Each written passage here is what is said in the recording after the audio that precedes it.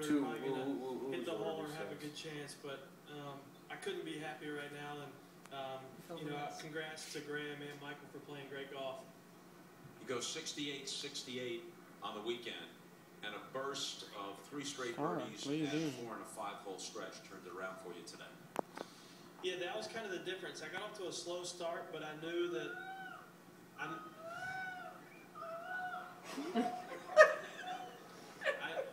knew always something to spice matters up. Yeah, enjoy the gel self out.